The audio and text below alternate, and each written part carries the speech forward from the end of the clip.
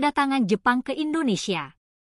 Yang pertama, masuknya Jepang ke Indonesia. Sejak pengeboman Pearl Harbor oleh Angkatan Udara Jepang pada 8 Desember 1941, serangan terus dilancarkan ke Angkatan Laut Amerika Serikat di Pasifik. Kemenangan pasukan Jepang seolah-olah tak dapat dikendalikan dan pasukan itu berturut-turut menghancurkan basis militer Amerika. Pada Januari 1942 Jepang mendarat di Indonesia melalui Ambon dan seluruh Maluku. Meskipun pasukan KNIL, Koninklijke Nederlandsche Indische Leger, dan pasukan Australia berusaha menghalangi, tapi kekuatan Jepang tidak dapat dibendung. Daerah Tarakan di Kalimantan Timur kemudian dikuasai oleh Jepang bersamaan Balikpapan pada 12 Januari 1942. Pada tanggal 1 Maret 1942 kemenangan tentara Jepang dalam Perang Pasifik menunjukkan kemampuan Jepang dalam mengontrol wilayah yang sangat luas yaitu dari Burma sampai Pulan Wake. Untuk menghadapi gerak invasi tentara Jepang, Belanda pernah membentuk Komando Gabungan Tentara Serikat yang disebut APDACOM, American British Dutch Australian Command, yang bermarkas di Lembang. Panglima dari pergerakan tersebut bernama Jenderal Sir Archibald. Kemudian Letnan Jenderal Ter Poorten diangkat sebagai Panglima Perang Tentara Hindia Belanda.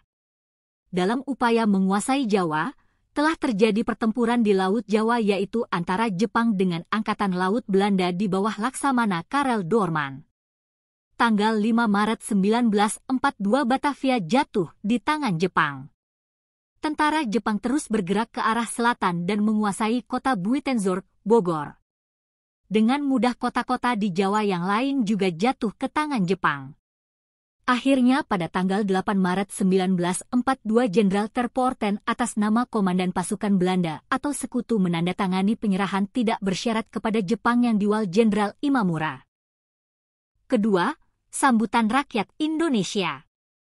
Kedatangan Jepang di Indonesia disambut dengan senang hati oleh rakyat Indonesia. Jepang dieluh-eluhkan sebagai saudara tua, yang dipandang dapat membebaskan dari kekuasaan Belanda di mana-mana terdengar ucapan banzai-banzai, atau alamat datang, selamat datang. Sementara itu pihak tentara Jepang terus melakukan propaganda-propaganda untuk terus menggerakkan dukungan rakyat Indonesia. Setiap kali Radio Tokyo memperdengarkan lagu Indonesia Raya, di samping lagu Kimigayo, bendera yang berwarna merah putih juga boleh dikibarkan berdampingan dengan bendera Jepang Hinomaru. Jepang juga akan membantu memajukan rakyat Indonesia. Program Pan-Asia Jepang akan memajukan dan menyatukan seluruh rakyat Asia. Untuk lebih meyakinkan rakyat Indonesia, Jepang menegaskan kembali bahwa Jepang tidak lain adalah saudara tua, jadi Jepang dan Indonesia sama. Bahkan untuk meneguhkan propagandanya tentang Pan-Asia, Jepang berusaha membentuk perkumpulan yang diberi nama Gerakan 3A.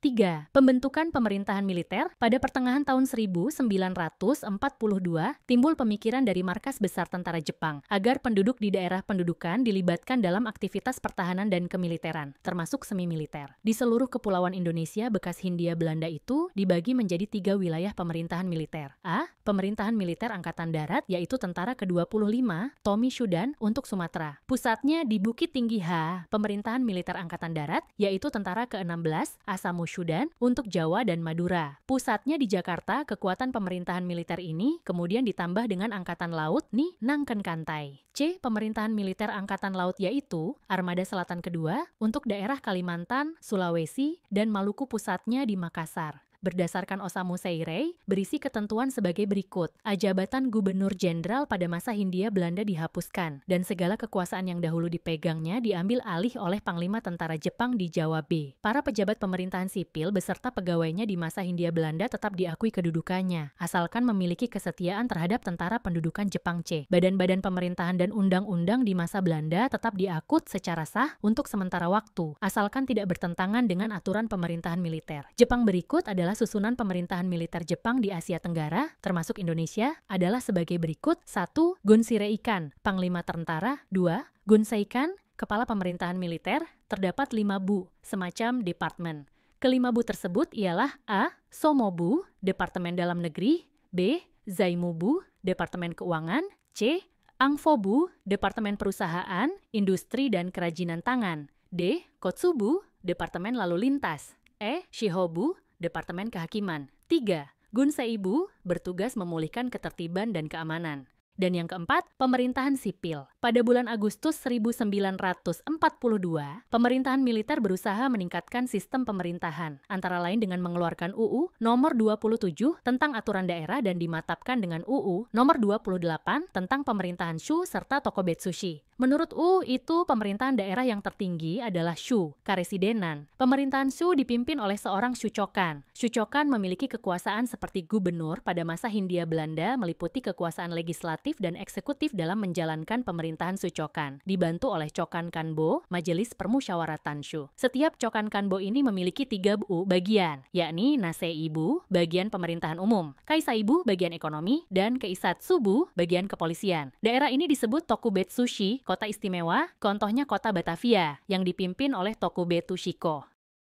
Organisasi pergerakan massa pendudukan Jepang yang pertama, organisasi bersifat sosial kemasyarakatan, 1 Gerakan 3A, perkumpulan ini dibentuk pada tanggal 29 Maret 1942. Sesuai dengan namanya, perkumpulan itu memiliki 3 semboyan, yaitu Nippon Cahaya Asia, Nippon Pelindung Asia, dan Nippon Pemimpin Asta. Sebagai pimpinan Gerakan 3 Bagian Propaganda Jepang Sedenbu, telah menunjuk bekas tokoh Parindra Jawa Barat, yakni Mr. Syamsuddin sebagai ketua dengan dibantu beberapa tokoh lain seperti Kasultan Pamuncak dan Moh Saleh. Sejak bulan Mei 1942, perhimpunan itu mulai diperkenalkan kepada masyarakat melalui media massa. Di dalam Gerakan 3A juga dibentuk subseksi Islam yang disebut Persiapan Persatuan Umat Islam. Subseksi Islam dipimpin oleh Abikusno Cokrosuyoso. Bulan Desember 1942, Gerakan 3A dinyatakan gagal 2. Pusat Tenaga Rakyat Gerakan 3A telah gagal. Kemudian Jepang berusaha mengajak tokoh pergerakan nasional untuk melakukan kerjasama. Jepang kemudian mendirikan Organisasi Pemuda Asia Raya di bawah pimpinan Sukarjo Wiryo Pranoto. Pada tanggal 9 Juli 1942, Soekarno sudah berada di Jakarta dan bergabung dengan Moh Hatta. Jepang ingin membentuk organisasi massa yang dapat bekerja untuk dapat menggerakkan rakyat. Bulan Desember 1942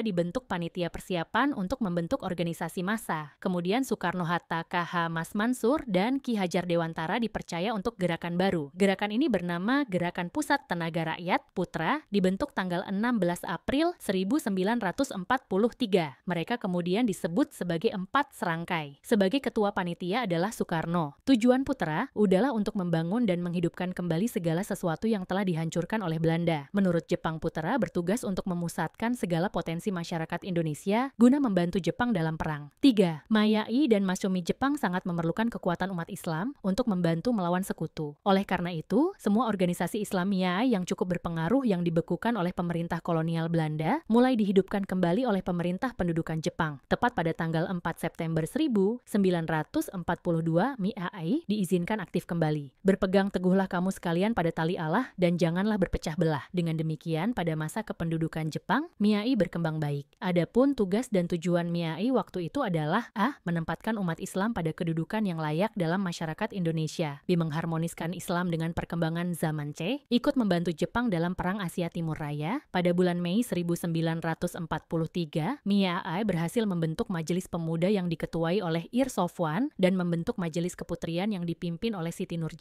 Bahkan dalam mengembangkan aktivitasnya, MIAI juga menerbitkan majalah yang disebut Suara MIAI. Arah perkembangan MIAI mulai dipahami oleh Jepang. Hal tersebut tidak sesuai dengan harapan Jepang, sehingga pada November 1943 MIAI dibubarkan Dode Jawa Hokokai. Tahun 1944, situasi Perang Asia Timur Raya mulai berbalik. Tentara sekutu dapat mengalahkan tentara Jepang di berbagai tempat. Hal ini menyebabkan kedudukan Jepang di Indonesia semakin mengkhawatirkan. Oleh karena itu, Panglima Tentara ke-10 Jenderal Kumaiki Chiharada membentuk organisasi baru yang diberi nama Jawa Hokokai, Himpunan Kebaktian Jawa. Rakyat diharapkan dapat memberikan dharma baktinya terhadap pemerintah demi kemenangan perang. Kebaktian yang dimaksud memuat 3 hal. 1.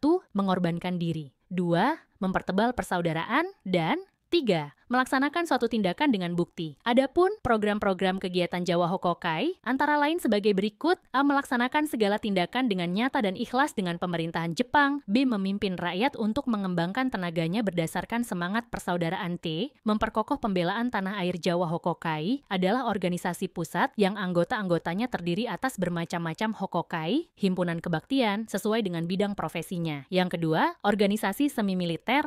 Yang kedua, Organisasi semi militer. 1. Pengerahan tenaga pemuda. Sebelum resmi membentuk organisasi-organisasi semi-militer, Jepang telah melatih pemuda untuk menjadi pemuda yang disiplin, memiliki semangat yang tinggi, seishin, dan berjiwa kesatria, bushido, yang tinggi. Salah satu cara untuk menanamkan nilai-nilai tersebut kepada kaum muda adalah dengan pendidikan, baik pendidikan umum maupun pendidikan khusus. Pendidikan umum berupa seperti sekolah dasar dan sekolah menengah, sedangkan pendidikan khusus berupa latihan-latihan yang diadakan oleh Jepang seperti Barisan Pemuda Asia Raya, yang berpusat di Jakarta. Barisan Pemuda Asia Raya diresmikan pada tanggal 11 Juni 1942 dengan pimpinan Dr. Slamet Sudibyo dan S.A. Soleh. Program latihan ini diadakan dalam jangka waktu 3 bulan dan jumlah peserta tidak dibatasi. Selain Jepang juga membentuk wadah latihan yang disebut San Aseinen Kutensho yang diprakarsai oleh Hashimozu dan Wakabayashi. Latihan ini diadakan selama 1,5 bulan. Pada tahap pertama pelatihan, telah dilantik sebanyak 250 orang. 2. Seinendan. Seinendan, Korps Pemuda, adalah organisasi para pemuda yang berusia 14-22 tahun. Pada awalnya, Seinendan beranggota 3.500 orang pemuda dari Jawa. Tujuan dibentuknya Seinendan adalah untuk mendidik dan melatih para pemuda agar dapat menjaga dan mempertahankan tanah airnya dengan kekuatan sendirinya untuk memperbanyak jumlah Seinendan. Jepang juga menggerakkan Seinendan bagi putri yang disebut Joshi Seinendan. Sampai pada akhirnya Seinendan berjumlah sekitar 500.000 pemuda. Tokoh-tokoh Indonesia yang pernah menjadi anggota Seinendan adalah Sukarni dan Latif Hendraningrat. 3. Keibodan. Organisasi Keibodan, Korps Kewaspadaan, merupakan organisasi semi-militer yang anggotanya para pemuda yang berusia antara 25-35 tahun. Ketentuan utama dari organisasi Keibon adalah mereka yang berbadan sehat dan berkelakuan baik. Pembina Keibodan adalah Departemen Kepolisian, Keimubu, dan di daerah Shu, dibina oleh Bagian Kepolisian, Keisatsubu. Di kalangan orang-orang Cina juga dibentuk Keibodan yang dinamakan Kakyo Keibotai. Organisasi Seinendan dan Keibodan dibentuk di daerah-daerah seluruh Indonesia, meskipun namanya berbeda-beda. Misalnya di Sumatera disebut Bogodan dan di Kalimantan disebut Konan Kokokudan dengan jumlah anggota 2 juta orang.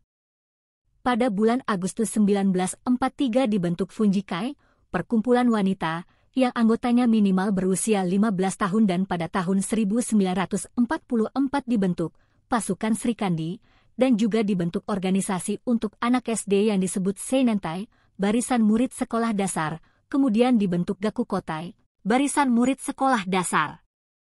4. Barisan Pelopor.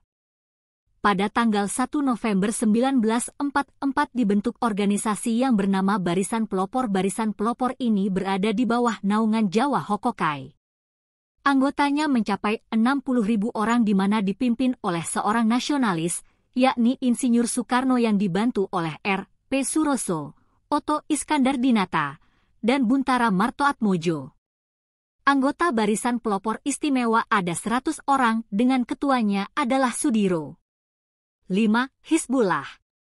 Pada tanggal 7 September 1944 PM Jepang, KISO mengeluarkan janji mengeluarkan kemerdekaan untuk Indonesia. Jepang merencanakan untuk membentuk pasukan cadangan khusus dan pemuda-pemuda sebanyak 40.000 orang. Pada tanggal 15 Desember 1944 berdiri pasukan sukarelawan Islami yang bernama Hizbullah, Tentara Allah. Dan yang terakhir, organisasi militer. 1. Heiho. Heiho, pasukan pembantu, adalah prajurit Indonesia yang langsung ditempatkan di dalam organisasi militer Jepang baik angkatan darat maupun laut. Syarat-syarat untuk menjadi tentara Heiho antara lain, 1. Umur 18-25 tahun, 2. Berbadan sehat, 3. Berkelakuan baik, dan 4. Berpendidikan minimal sekolah dasar. Tujuan pembentukan Heiho adalah membantu tentara Jepang. Kegiatannya antara lain membangun kubu-kubu pertahanan, menjaga kamp tahanan, dan membantu perang tentara Jepang. Sebagai contoh, banyak anggota Heiho yang ikut perang melawan tentara Serikat di Kalimantan, Irian, bahkan ada yang sampai ke Birma. 2. Peta. Jepang berencana membentuk pasukan untuk mempertahankan tanah air Indonesia yang disebut pasukan pembelah tanah air. Peta, Jepang berupaya mempertahankan Indonesia dari serangan sekutu secara sungguh-sungguh. Hal ini bisa saja didasari oleh rasa was-was yang makin meningkat karena situasi di medan perang yang bertambah sulit, sehingga di samping Heiho, Jepang juga membentuk organisasi peta, pembela tanah air. Peta adalah organisasi militer, karena itu para anggota peta mendapatkan latihan kemiliteran. Mula-mula yang ditugasi untuk melatih anggota pera adalah seksi khusus dari bagian intelijen yang disebut Tokubetsuhan. Latihan tugas intelijen dipimpin oleh Yanagawa. Latihan ini kemudian berkembang secara sistematis dan terprogram. Penyelenggaraannya berada di dalam Seinen Dojo, Pan Latihan Pemuda, yang terletak di Tangerang. Mula-mula anggota yang dilatih hanya 40 orang dari seluruh Jawa. Akhirnya pada tanggal 3 Oktober 1943 secara resmi berdirilah peta. Berdirinya peta ini berdasarkan peraturan dari pemerintah Jepang yang disebut Osamu Sainendan, nomor 44. Banyak di antara berbagai lapisan masyarakat yang tertarik menjadi anggota peta sampai akhir pendudukan Jepang. Anggota peta ada sekitar 37.000 orang di Jawa dan sekitar 20.000 orang di Sumatera. Di Sumatera namanya Leni terkenal dengan Gyugun, prajurit-prajurit sukarela. Orang-orang peta inilah yang akan banyak berperang di bidang ketentaraan di masa berikutnya. Beberapa tokoh terkenal di dalam peta, antara lain Supriyat dan Sudirman. Pengerahan dan penindasan versus perlawanan. Pertama, ekonomi perang. Selama masa pendudukan Jepang di Indonesia, diterapkan konsep ekonomi perang, artinya semua kekuatan ekonomi di Indonesia digali untuk menopang kegiatan perang. Perlu dipahami bahwa sebelum memasuki PD2, Jepang sudah berkembang menjadi negara industri dan sekaligus menjadi kelompok negara imperialis di Asia. Oleh karena itu Jepang melakukan berbagai upaya untuk memperluas wilayahnya. Indonesia kemudian menjadi salah satu benteng pertahanan Jepang untuk membendung gerak laju kekuatan tentara Serikat dan melawan kekuatan Belanda. Setelah berhasil menguasai Indonesia, Jepang mengambil kebijakan dalam bidang ekonomi yang sering disebut self-help. Hasil perekonomian di Indonesia dijadikan modal untuk mencukupi kebutuhan pemerintahan Jepang yang sedang berkuasa di Indonesia. Kebijakan Jepang itu juga sering disebut dengan ekonomi perang. Di Pulau Jawa dilakukan penebangan hutan secara liar sekitar 500.000 hektar. Penebangan hutan secara liar dan berlebihan tersebut mengakibatkan hutan menjadi gundul, sehingga timbullah erosi dan banjir pada musim penghujan. Penebangan hutan secara liar tersebut juga berdampak pada berkurangnya sumber mata air. Dengan demikian, sekalipun tanah pertanian semakin luas, tetapi kebutuhan pangan tetap tidak tercukupi. Untuk mengatasi keadaan ini, kemudian pemerintahan Jepang mengeluarkan beberapa ketentuan yang sangat ketat yang terkait dengan produksi padi. 2. Pengendalian di bidang pendidikan dan kebudayaan.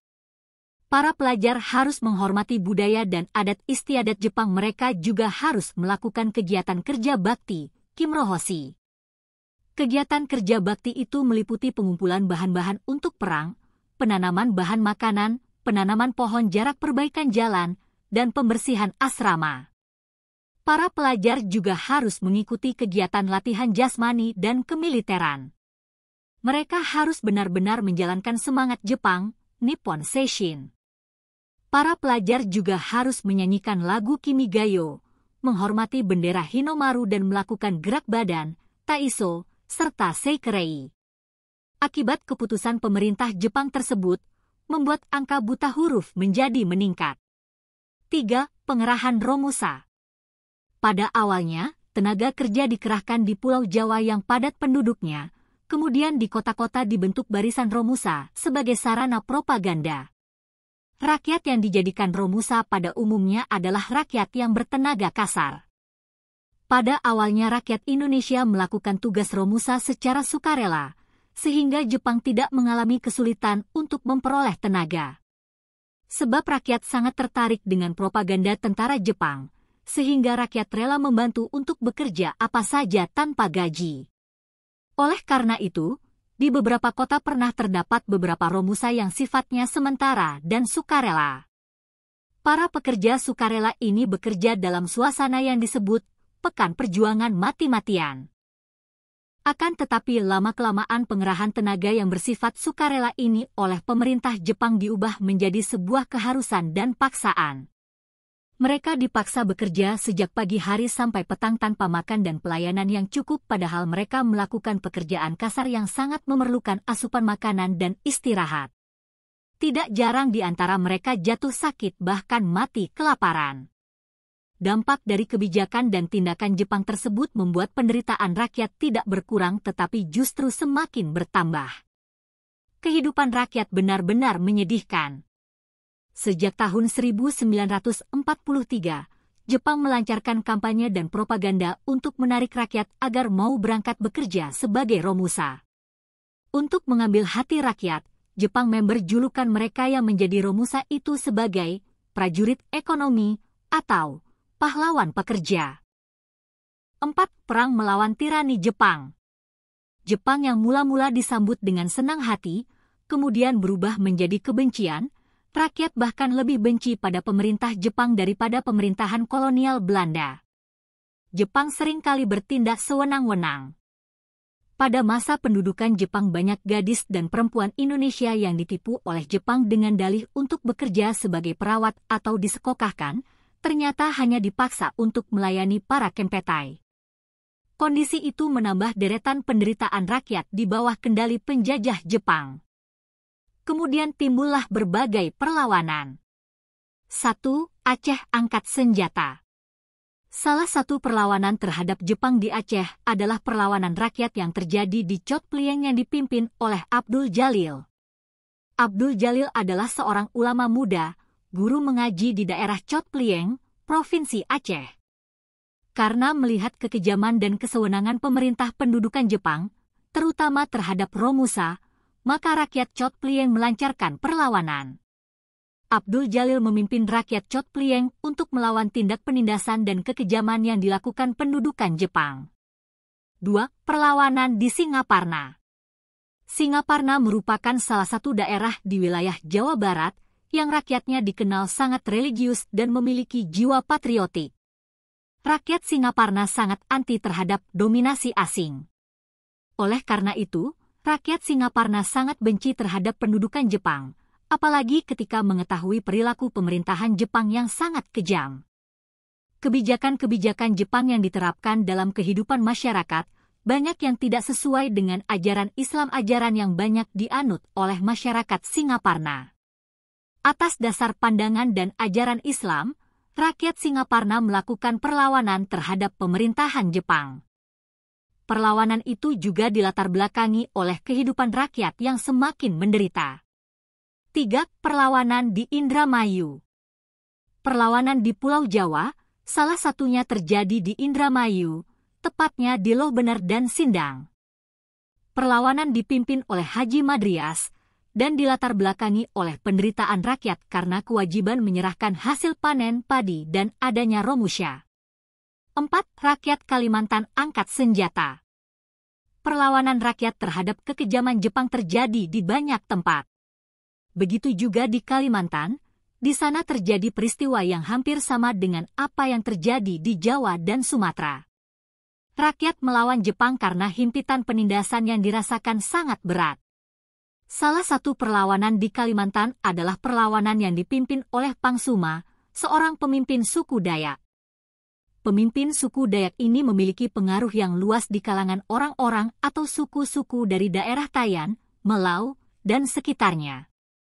5. Perlawanan rakyat Irian.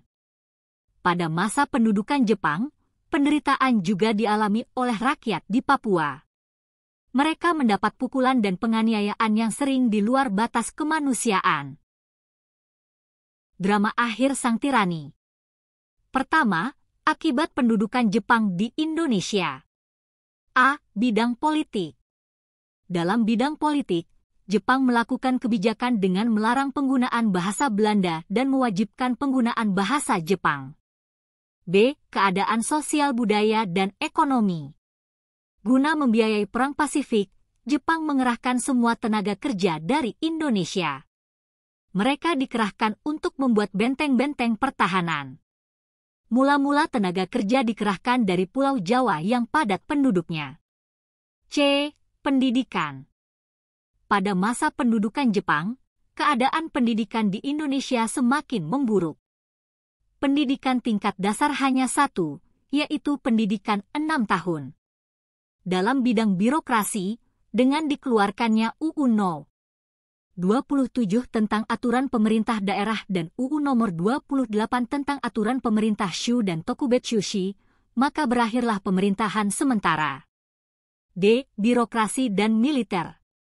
Dalam bidang birokrasi, dengan dikeluarkannya UU No.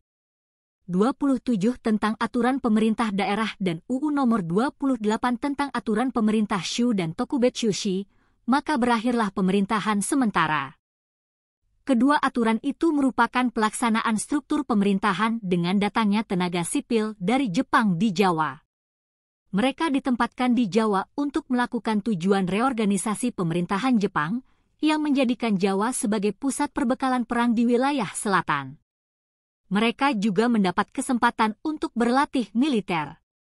Mulai dari dasar-dasar militer, baris berbaris, latihan menggunakan senjata, hingga organisasi militer dan latihan perang. Kedua, janji kemerdekaan. Pada tahun 1944, Jepang terdesak.